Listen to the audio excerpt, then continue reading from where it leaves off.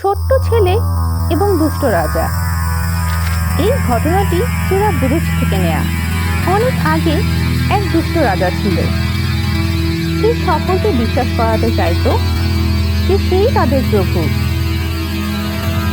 তাই সে এক জাদুকরের সাহায্য নিয়ে তার লোকেদের ভুল বুঝাতো এবং প্রতারণা করত। একসময় জাদুকর অনেক বৃদ্ধ হয়ে পড়ে।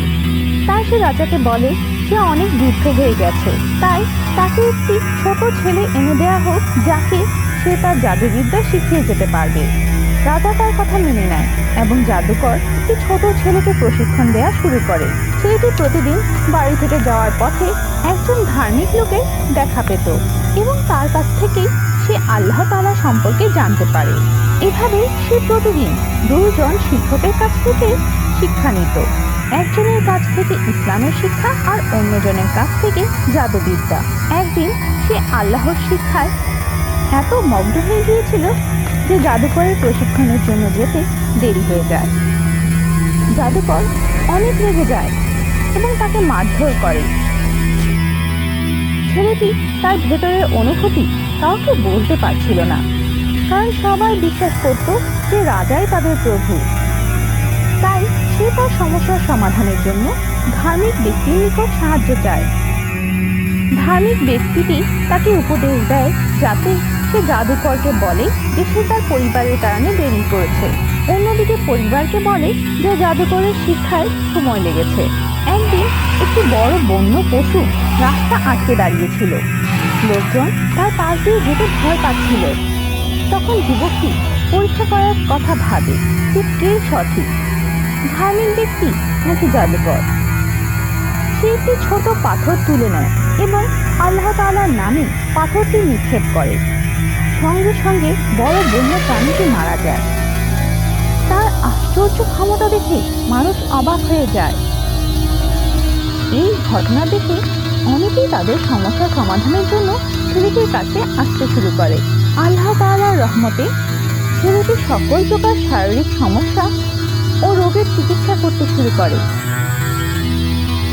ধার্মিক লোকটি এই সব জানতে পেরে ছেলেটিকে বলে যে আল্লাহ তাআলা এবার তার ঈমানের পরীক্ষা করবেন।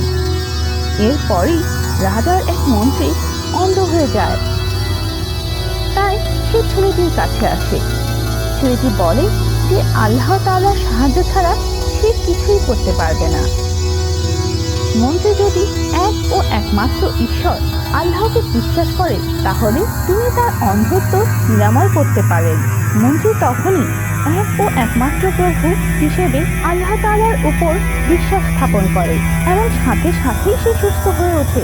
একদিন বাদশা যখন জানতে পারে যে তার এক মন্ত্রী আল্লাহ তাআলার প্রতি ঈমান এনেছে, তখন সে অনেক রেগে যায় এবং তাকে শাস্তি দেয়। রাজা আদেশ দেয় ছেলেটিকে প্রাসাদে নিয়ে আসতে। এরপর রাজা তাকে জিজ্ঞেস করে যে কে তার প্রভু, রাজা নাকি আল্লাহ। সাহসী ছেলেটি রাজাকে বলে যে তার এক এবং একমাত্র প্রভু আল্লাহর উপরই সে বিশ্বাস করে। রাজা অনেক রেগে যায় এবং তার শিক্ষকের ব্যাপারে জানতে চায়। অনেক নির্যাতনের পর ছেলেটি সেই ধার্মিক ব্যক্তির কথা বলে। রাজা সেই ধার্মিক লোকটিকে তার কাছে নিয়ে আসার নির্দেশ দেয়। তাকে নিয়ে আসার পর সে নিজেকে তার প্রভু হিসেবে মেনে নেওয়ার আদেশ দেয়। ধার্মিক ব্যক্তি আল্লাহর উপর বিশ্বাস অত্যন্ত দৃঢ় ছিল, তাই তিনি রাজার আদেশ প্রত্যাখ্যান করলেন। রাজা আরও রেগে যায় এবং তাকে হত্যা করার নির্দেশ দেয়। এরপর রাজা তার মন্ত্রীকে নির্দেশ দেয় যেন সে তাকে প্রভু হিসেবে গ্রহণ করে, কিন্তু তার মন্ত্রীও তার আদেশ প্রত্যাখ্যান করে। তাই রাজা তাকেও হত্যা করে।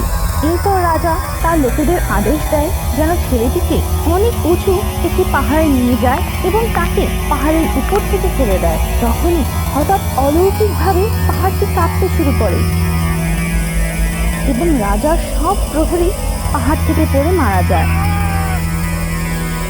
কিন্তু আল্লাহ তাআলা ছেলেটিকে রক্ষা করেন। এরপর ছেলেটি রাজার কাছে যায় এবং রাজা তাকে দেখে অবাক হয়ে যায়। রাজা তাকে দেখতে পেয়ে আরো রেগে যায় এবং আবার তার লোকেদের আদেশ করে ছেলেটিকে গভীর সমুদ্রের মাঝখানে নিয়ে গিয়ে পানিতে ফেলে দিতে। ছেলেটি ভয় পায় না, কারণ আল্লাহ তাআলার প্রতি তার বিশ্বাস অনেক দৃঢ় ছিল। হঠাৎ সমুদ্র থেকে একটি বড় ঢেউ এসে রাজার সব প্রহরীদের মেরে ফেলে, কিন্তু ছেলেটি বেঁচে যায়। এরপর আবার ছেলেটি প্রাসাদে ফিরে এলে রাজা বিস্ময়ে হতবাক হয়ে যায়। ছেলেটি রাজাকে বলে যে সে তাকে এভাবে হত্যা করতে পারবে না। ছেলেটি আরো বলে যে তাকে হত্যা করার একমাত্র উপায় হলো রাজ্যের সকল লোকদের এক জায়গায় নিয়ে আসতে হবে এবং তারপর আল্লাহর নামে তার গায়ে তীর ছুটতে হবে। তাই রাজা রাজ্যের সকলকে ডেকে পাঠায় এবং সবার সামনে রাজা বিসমিল্লাহ বলে ছেলেটির দিকে তীর নিক্ষেপ করে।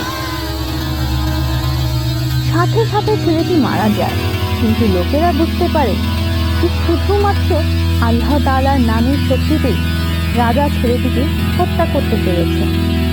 তখনই সেখানে সমাবেত সব লোক আল্লাহকে তাদের প্রভু হিসেবে মেনে নেয়। খারাপ রাজা যখন বুঝতে পারে আসলে কি হচ্ছে, তখন সে রাগে পাগল হয়ে যায়।